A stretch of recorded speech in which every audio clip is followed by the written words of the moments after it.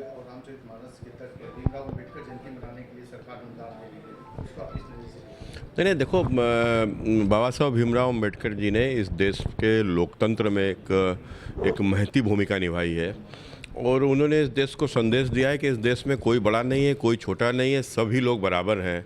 और एक समरसता की बात उन्होंने अपने जीवन में कही है और निश्चित रूप से इस देश के निर्माण में उनका बड़ा योगदान है।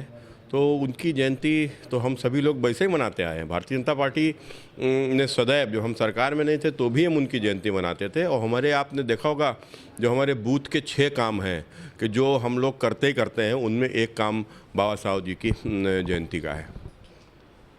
नवाचार के मामले में उत्तर प्रदेश 7वें से 30वें स्थान पर आ गया है, नीति आयोग की रिपोर्ट है। देखो, आप लगातार भारतीय जनता पार्टी की सरकार बनने के बाद उत्तर प्रदेश प्रगति के पथ पर है, तेज़ी के साथ बढ़ रहा है और हर क्षेत्र में वो कहीं ना कहीं उन्नत कार्य कर रहा है। और मैं आश्वस्त हूँ कि पूज्य योगी आदित्यनाथ जी के नेतृत्व में उत्तर प्रदेश एक दिन देश का नंबर 1 प्रदेश बनेगा। प्रदेश भर में जनता जो है बिजली को लेकर के परेशान है। देखिए, सरकार ने इसको में एक्शन लिया है और कठोर चेतावनी दी है। और आपने देखा होगा, आज कई जगह से सूचना मिली, कई लोगों के ऊपर मुकदमे भी लिखाए गए, बर्खास्त भी किया गया है।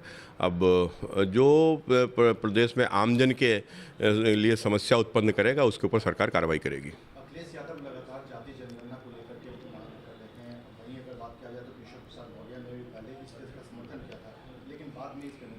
क्या आप जाति नहीं, देखो, मेरा तो स्पष्ट मानना है कि जाति जनगणना से पहले धार्मिक जनगणना हो, क्योंकि इस देश का विभाजन धर्म के नाम पर हुआ था। 1947 में इस्लाम के नाम पर पाकिस्तान का डिवीज़न हो गया था।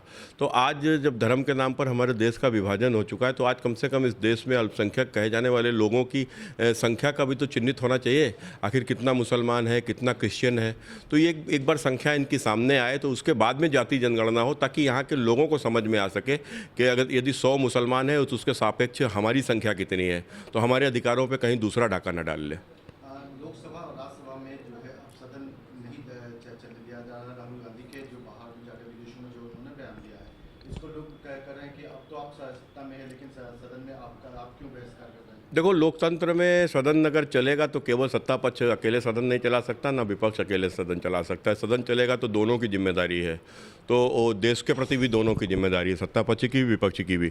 लेकिन ये नहीं हो सकता कि कोई व्यक्ति विपक्ष का एक जिम्मेदार नेता और देश के बाहर जाकर और देश के खिलाफ बातें करे और निश्चित रूप से देश की उत्तर प्रदेश सरकार ने दुर्गा सप्तशती को कहा है कि यहाँ इसमें जो है 1 लाख रुपये का जो कहा जाता है, अम्बेडकर जितने भी अनुदान देने की बात कही। मैं पूज्य महाराज जी को दिल से धन्यवाद देता हूँ, राज्य सरकार को दिल से धन्यवाद देता हूँ। समस्त जितने भी सनातनी विचारधारा के, जितने भी पूजा पाठ में हम अपने विचारधारा रखने वाले लोग और सब लोग बड़े प्रसन्न हैं कि 1 लाख रुपए की राशि, ये बहुत बड़ा संदेशा गया है। और मैं इसके लिए दिल से पूज्य महाराज जी की सरकार को, डबल इंजन सरकार को बधाई देता हूँ। इससे अद्भुत कभी किसी ने सोचा नहीं था। सारे जितने पुजारी हैं, मंदिर की समिति है, मंडल है, जितने भी गांव देहात ग्रामीण क्षेत्र के लोग हैं, सब में खुशी की लहर है। नवाचार के मामले में उत्तर प्रदेश 7वें से 30वें स्थान पे आ गया है। अभी नंबर 1 पर भी आएगा, देखिएगा ना। 34 लाख करोड़ का जो निवेश आया है उत्तर प्रदेश में, आप सोच सकते हैं गोरखपुर को फिल्म सिटी भोजपुरी के लिए 550 करोड़ का निवेश आया। ये पूज्य महाराज जी की सोच, यशस्वी प्रधानमंत्री मोदी जी के आशीर्वाद से, उनके दिशा निर्देश से जो हो रहा है, ये कभी किसी ने सोचा नहीं। 550 करोड़ रुपया भोजपुरी सिनेमा के लिए फिल्म सिटी गोरखपुर में बनने जा रही है। महाराज जी को धन्यवाद। निवेश में हम लोग देखना 1 ट्रिलियन डॉलर से नंबर 1 की इकोनॉमी बनेंगे और यशस्वी प्रधानमंत्री मोदी जी के 5 ट्रिलियन डॉलर को पूरी तरह लेके पूज्य महाराज जी चलेंगे। उत्तर प्रदेश आज निवेश का सबसे बड़ा हब बन चुका है। सारे उद्योगपति पूरे विश्व के, सबकी निगाह और सबका निवेश उत्तर प्रदेश की ओर आ रहा है। कर्मी अभी लगातार लगातार हड़ताल पे है, जिससे जनता त्रयमान कर रही है।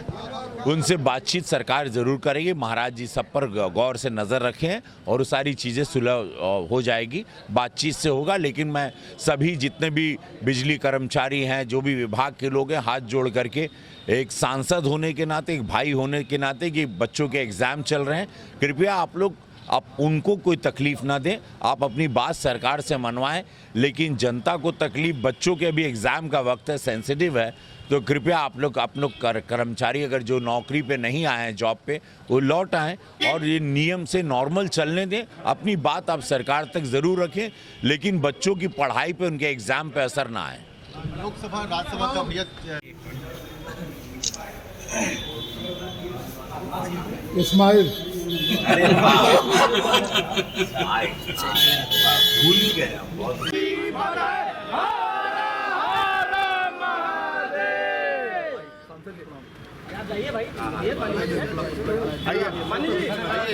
भैया महादेव महादेव का बस भैया ठीक है। में साओ चलिए शुरू करिए।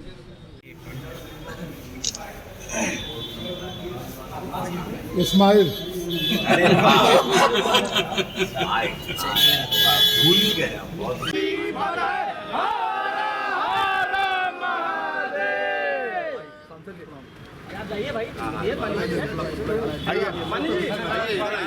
महादेव का हाल बाबू, बढ़िया। कैसे हो चंचल बाबू? अरे बाप रे बाप।